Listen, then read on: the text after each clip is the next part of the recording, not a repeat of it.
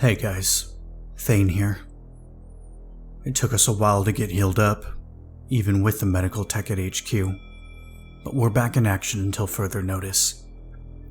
I get muscle spasms from where the Legionnaire stabbed me with a magic icicle, but otherwise I'm trauma-free on the physical front.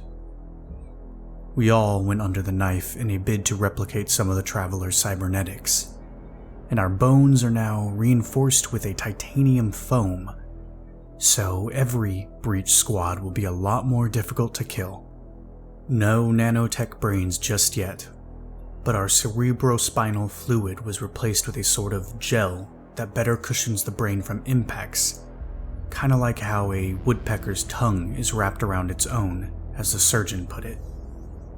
This meant that, even in plain clothes, we were a force to be reckoned with. There's been no word from the Travelers, or whatever was controlling the Legionnaires, but seeing as the invading universe punched more than a couple holes in our own, we've had our work cut out for us, even after the connection was severed. Our numbers were decimated after Blood Siren, so Command has been pushing recruitment from the main branches of every NATO member, with an emphasis on special operators who can keep their mouths shut. Why I'm still alive, on the other hand, I have no idea. Like I said before, I guess it's not a problem if only one guy's doing it, and the shit we do is so unbelievable that it practically does its own OPSEC, hiding in plain sight and all that. Well, for this next stop, we were deployed to Italy. Castel Madama, to be specific. A municipality about 20 miles inland of Rome.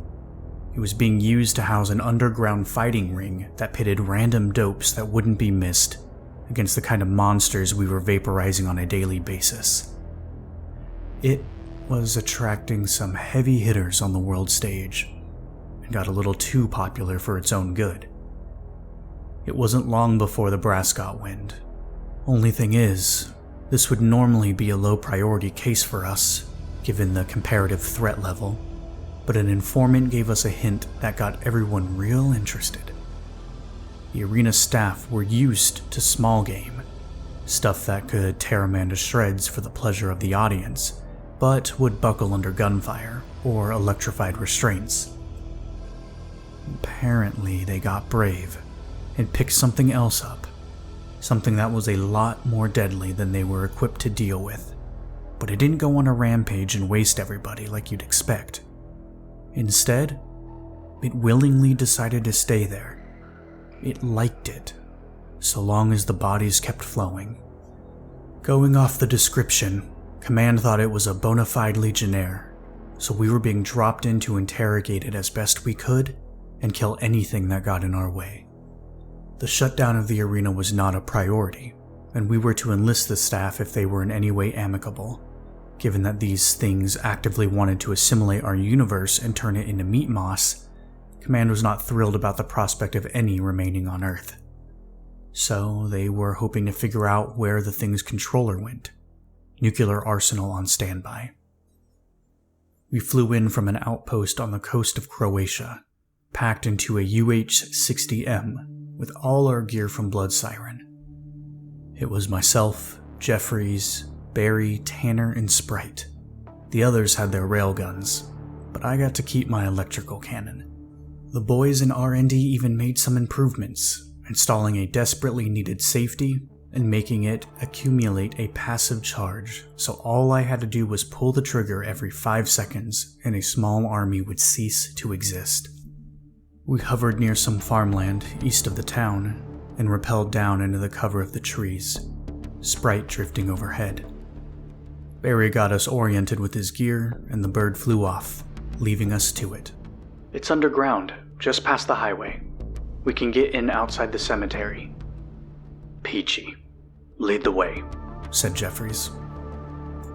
We activated our cloaking fields and made our way through the trees. The cover broke into a small, empty road, cracked pavement splitting beneath our boots as the land began to dip into the highway beyond. There were green hills rising across the cloudy, blue horizon. Jumping over a fence and moving down the hill through what looked like a small orchard, We made our way over the grassy highway underpass, keeping out of sight as the sound of cars rushed upon the air. Cutting through the trees and past another road, we moved between the buildings of crumbling masonry and pale pastel shades of concrete, the sun shining brightly through the clouds. It was almost pleasant compared to our usual destinations, and seeing people moving through the distant streets was a welcome reprieve, even if I knew it wouldn't last. Walking past a small empty parking lot and between a gathering of cramped homes, Barry's shimmering blur pointed to a rundown building of weathered brick, the cemetery rise towering in the background. It almost looked abandoned, and a rusted metal fence ran the perimeter of the property, overgrown weeds shifting around me as I followed the others up to the building. There was a door out back that almost looked like a boarded-up entrance, but it wasn't. It was only made to look that way. There was a white handprint smeared in paint upon its center, like the door in the sewers of Blood Siren. Barry counted us down and gently pushed it open with a whining creak, railgun aimed into the darkness it revealed. Beyond the door, a staircase led beneath the structure, extending down farther than we could see. "Tanner, you're up," said Jeffries. Gun at the ready, Tanner descended into the shadow, and we followed closely behind. A dim light soon flickered in the distance at the bottom of the stairs, and as we reached it, we stepped into a long, disused hallway, a steel blood-stained door standing at the far end. Broken fluorescent bulbs blinked and hummed overhead, lighting the dirty, molding concrete that surrounded us, and offering the only semblance of noise in the otherwise silent catacomb. I would have thought that an underground fighting ring would be louder. Sprite beeped, flying ahead of us to stop Tanner from going any further. It decloaked and shook back and forth as though warning us off. "You see something we don't?" Sprite bobbed up and down in the air as though nodding. "Will it hurt us?" Sprite remained still for a moment, and then shook to say no. Jeffries examined the walls ahead as he thought to himself. Kneeling, he picked up a small stone and tossed it down the length of the hall. Nothing happened. "Barry, is this the only way down here?" "As far as I know." Jeffries nodded. "Okay, this is gonna suck. Sprite, hang back and keep an eye on us. When they take us, follow in and figure out how to spring us loose. Don't get caught, and call for backup if you have to. God knows we should already have another team down here." Sprite cloaked once again and flew off back the way we came. "What do you mean, when they take us?" I asked. "They'll knock us unconscious, and then take us in. Couldn't have said it better myself." "Ain't that jumping to conclusions, sir?" Jeffries laughed. "I'll bet you 100 I'm right." Barry shrugged, and we all followed closely behind as Jeffries stepped forward. As if on cue, iron gates slammed down from the ceiling in front and behind, boxing us in as the walls around us slid up with a mechanical hiss, revealing smooth, reflective planes of intricately traced runes, each slathered in glowing blood. As the runes flared with light, a ringing blared through my ears, and I began to feel faint. Losing control of my body, I collapsed to the ground, and the world around me faded to darkness. I woke up in a cold sweat, to a horrible screeching sound. It was coming from somewhere in the near distance. I was in a concrete cell with the others, save for Sprite, and we had been completely stripped of our weapons and armor. My head was pounding, and there were strange sounds echoing from the dark and decrepit hall beyond the bars, spatters of dried blood coating every inch of the concrete. "The others are getting rowdy, eh, Thane?" said Jeffries, leaning back against the wall. "They can smell us, like fresh meat." "You sure inspire a lot of confidence," I said, shrugging off a splitting headache. "Any word from our spherical friend?" Jeffries shook his head. Not yet. Just a matter of time. I'll never know what hit him, said Tanner. What about people? I asked. Have you guys seen any yet? 2 guards passed by a little while ago, said Barry. Surplus AK-47s and chainmail. I guess they were expecting to get bit. A buzzer sounded from down the hall, and the screeching from the other cells intensified. Footsteps clattered through the distance, and in short order 6 men revealed themselves, stepping out in front of our cell. The jailer among them had a keycard in his hand, and the others had their rifles, just as Barry had said. "It's showtime, boys," said the jailer through a heavy Italian accent, swiping his keycard against a reader and unlocking our cell door.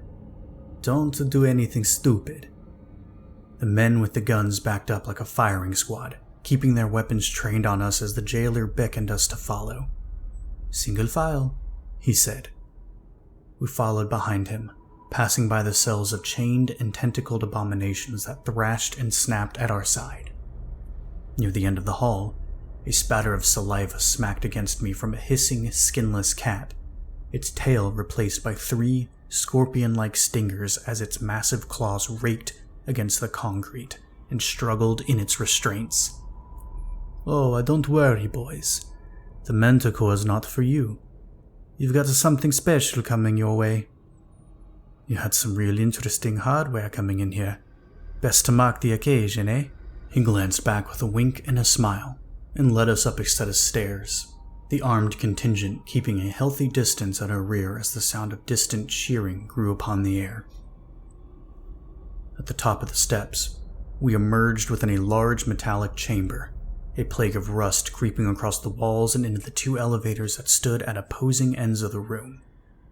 Directly across from us, a door stood closed, vicious claw marks embedded in the solid steel. We were lined up in the center of the room as the men kept a watchful eye. It sounded like the cheering was coming from directly above us. "You there, big guy," said the jailer. He was looking directly at Jeffries. "You head into that elevator over there, eh?" He pointed at the one at the far end of the room. Jeffries nodded at us with a smirk and made his way over to the elevator. When he stepped inside, a barred gate slammed down in his wake, locking him within. "The rest of you, since you're all acquainted, get front row seats," the jailer continued. "We're gonna throw you in there one by one, all against the same opponent. Sounds easy, eh? Maybe we don't even get to the last. You guys look tough. Bunch of fighters here." He walked over to the closed door and opened it with his keycard. From there, we were led down some sort of research block, the rooms at either side filled to the brim with expensive electronics and supercomputers, where men and women pored over tabled maps and whiteboards scrawled with intricate designs. One of the rooms, to my lack of surprise, had my electrical cannon, which looked like it was being scanned by a large X-ray machine. This didn't look like any backwater operation. They were being funded. "I'm guessing you boys already know where you are, eh? Coming prepared like that?" said the jailer, beckoning us to follow him up a long ramp, where the roar of the unseen crowd grew louder with every step. "I'll save you the song and dance, then." At the end of the ramp, a large metal gate stood closed, decaying scraps of flesh splattered at its base, with a security camera watching us from above. The gate slid open, revealing a large, sandy arena and the roaring crowd that surrounded it, cheering in adulation upon the bleachers as we were led between them and ordered to stand before a row of 6 pillars. The 3 of us were each shackled to our own, facing the arena, which was protected by a humming force field that shimmered upon the air with a low hum, a rim of glowing arcane runes surrounding the blood-stained pit. "You boys have a good time, eh?" said the jailer, patting me on the shoulder before walking away with his guards. On either end of the arena was a sealed gate, each linked to what I assumed were the elevators below. Without Sprite's intervention, I had no idea how we were going to get out of this. My eyes searched the men and women that observed from the stands, each dressed in elegant fineries and drinking the supply of absinthe that was endlessly served to them. in stark contrast to their dirty and blood-stained surroundings. "Ladies and gentlemen," boomed an unseen announcer from the speakers overhead. "This evening we have a great treat for you. It turns out that a certain insidious group of men planned on shutting down our fine operation. Where are these men now, you ask? Well, chained to the pillars and awaiting a chance at glory in our arena." The crowd booed at us, the nearby patrons splashing us with their drinks. I swore, the alcohol stinging my eyes. The gate on one side of the arena slid open and Jeffrey stumbled out, shielding his gaze from the blinding lights. When he regained his sight, he looked up at us, giving the thumbs up as though completely unconcerned. The speakers whined overhead as the announcer resumed his introduction. "One by one, we're gonna educate them on the finer points of what exactly we do here, as they face off against a crowd favorite, Astrogoth, the Destroyer of Souls." The gate on the other end slid open, and a towering legionnaire stomped out of it. He had been deprived of his weapons and armor, though he was still a 7-foot wall of muscle, marked by bleeding runes that were carved through every inch of his body, and a sigil of a weeping willow that was sliced across his chest. So much for the interrogation. The legionnaire grinned sadistically, his sharpened teeth glinting in the light as he looked down at Jeffries with an unrelenting cruelty. "Captured in Portugal, off the Atlantic coast by a team of no less than 20 men.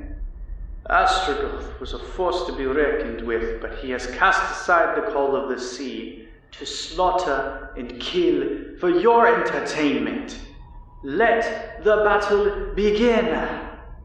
The legionnaire summoned a ball of fire in his hands and whipped it at Jeffries, who rolled out of the way as it burst against the sand in a flash of searing heat.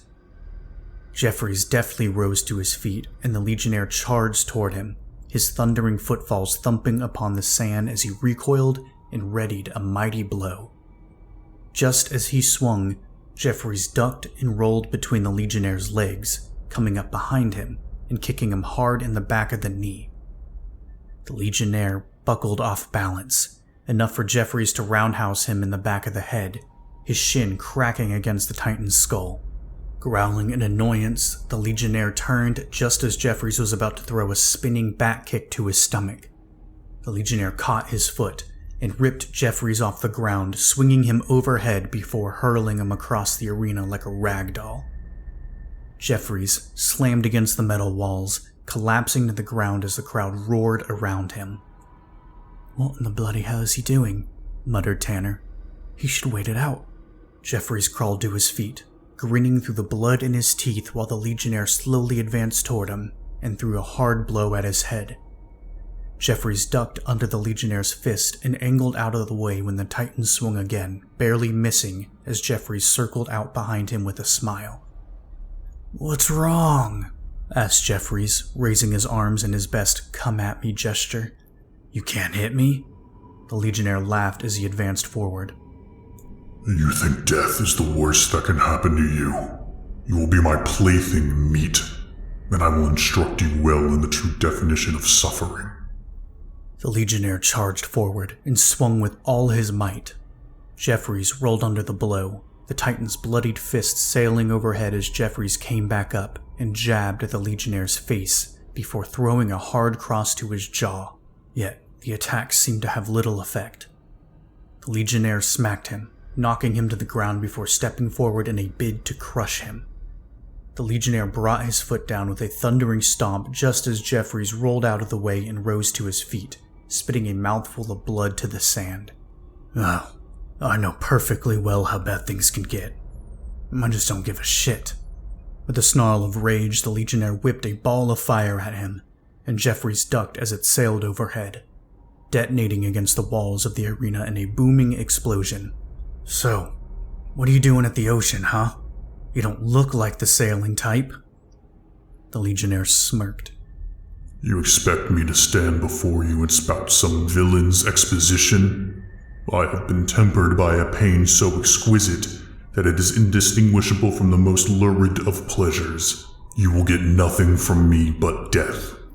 A blur overhead caught my eye, speeding across the domed ceiling of the chamber. It was Sprite, cloaked from sight, though what was it doing? I had no idea. I watched as the Legionnaire swung at Jeffries again and again, who only dodged every blow and kept his distance. A flash of light flared from where Sprite was now running its lasers across the ceiling, as though trying to cut a hole straight through it, though nobody else seemed to notice, captivated by the display as Jeffries failed to slip one of the Legionnaire's punches and caught a hard cross to the jaw with a resounding crack. Blood and teeth flew through the air as Jeffries stumbled back, clutching his face in pain, though kept alive by his cybernetic enhancements. That's when I noticed the warmth upon my arm. It was a drop of blood, trickling down my skin, but that would mean that the force field that protected the arena was no longer in effect. Sprite had found a way to disable it. "Guys," I said, getting the attention of the others as I motioned to the drop. They quickly caught on, looking up at Sprite as it finished slicing a hole in the ceiling. The cutout section then fell down and landed in the center of the arena with a tremendous thud of shattering concrete. Jeffries and the Legionnaire both turned to see what was wrong, just as something fell through the hole from above.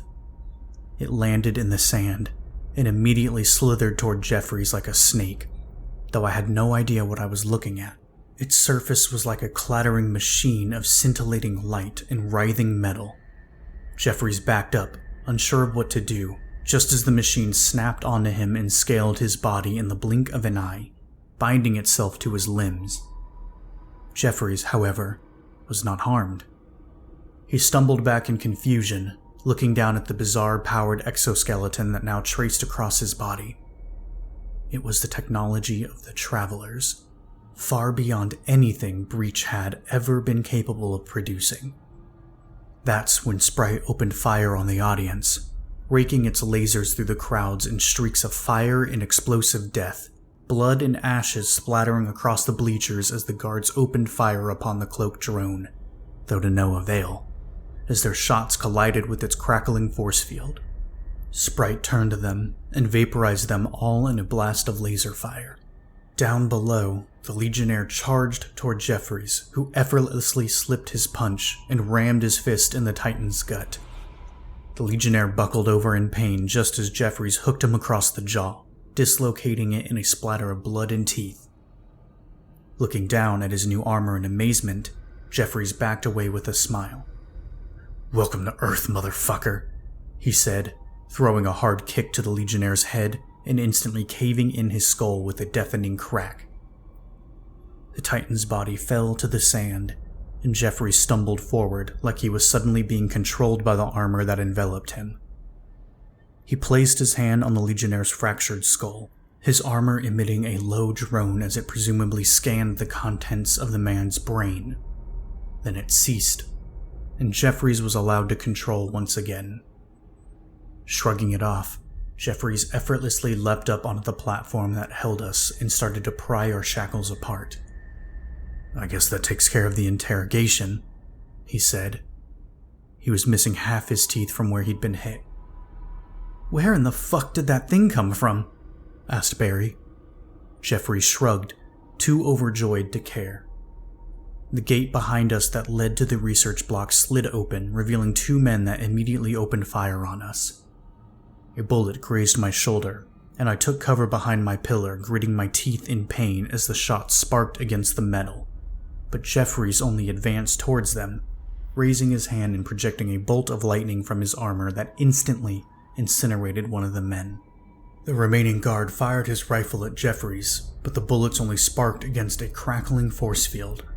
Stopping before the man, Jeffries snatched the rifle from his grip and punched clean through his skull with a sickening crunch, blood and brains smacking against the walls as the now headless corpse collapsed to the ground.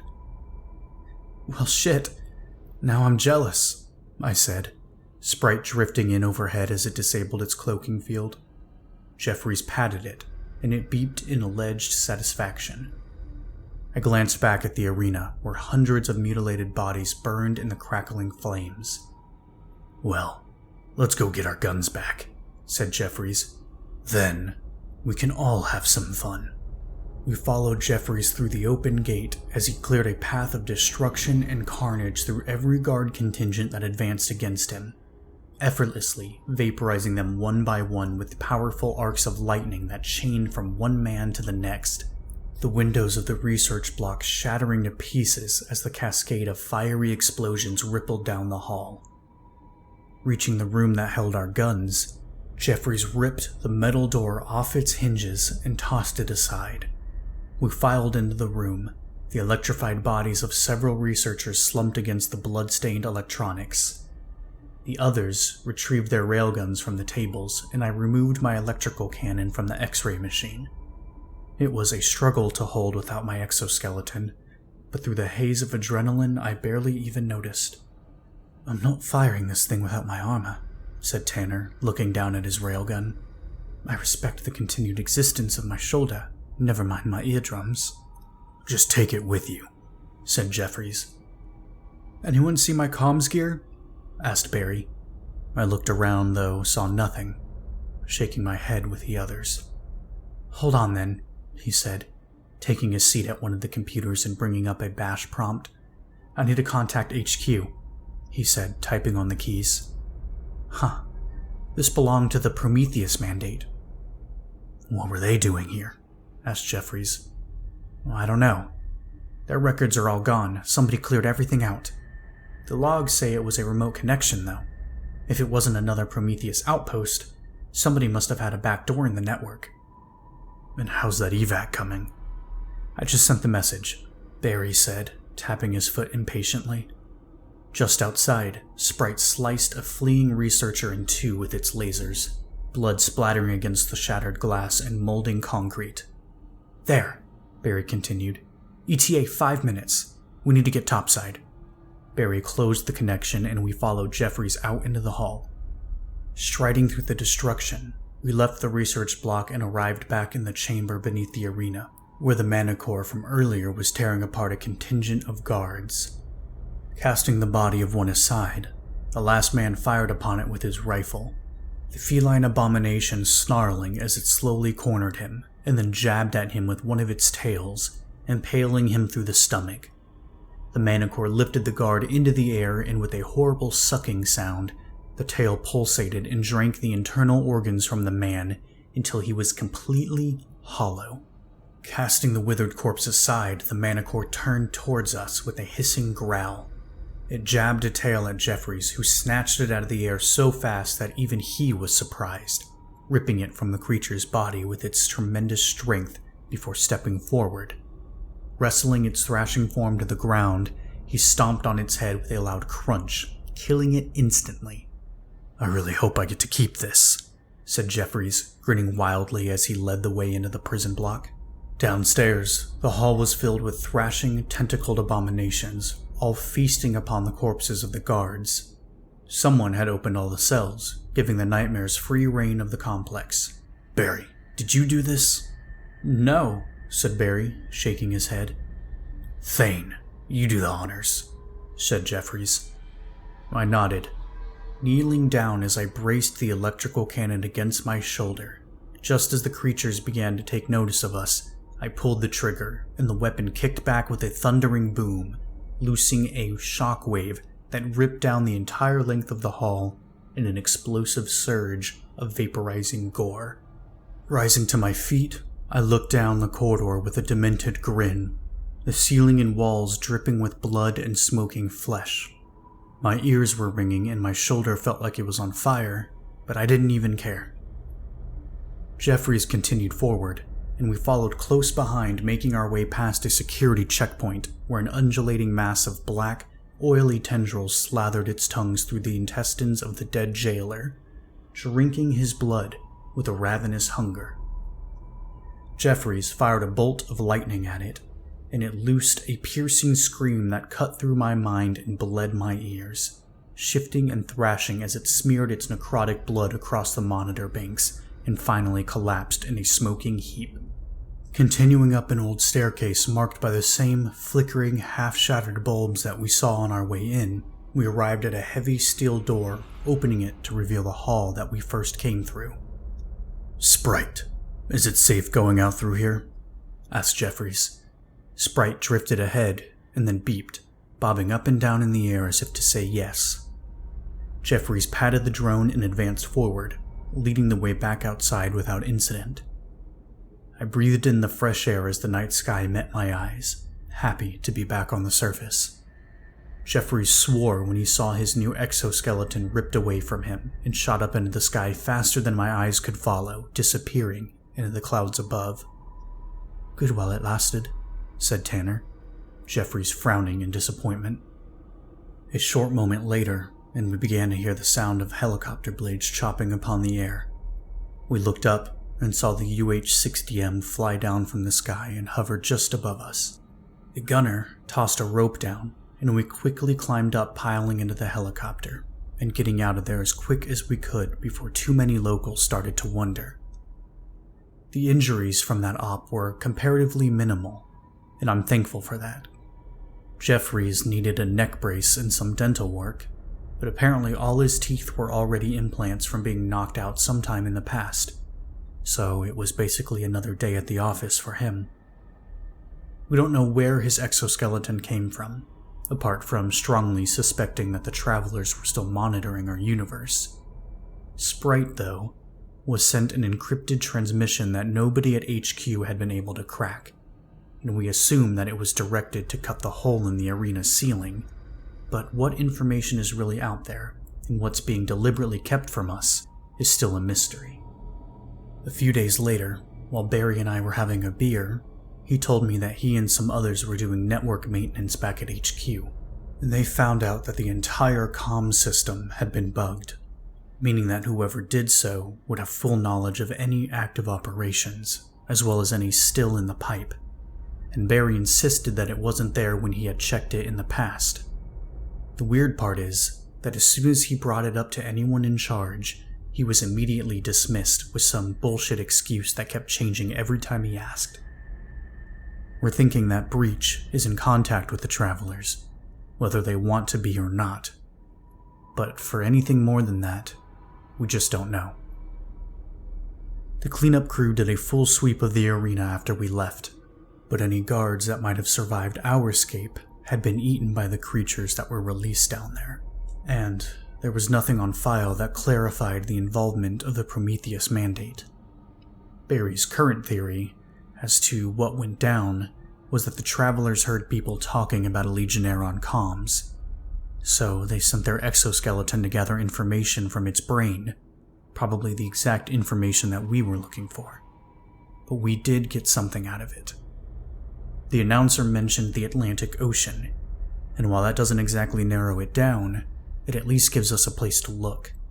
And ever since we found that out, Breach has been pouring all its resources into doing exactly that. Anyway, thanks for sticking with this. Word is that we're being sent to China next, where the bodies of more than a couple farmers have been turning up half melted or half eaten. I'll update you guys after we've deployed. Until then, stay safe, and avoid the city of Edmonton on March 42nd.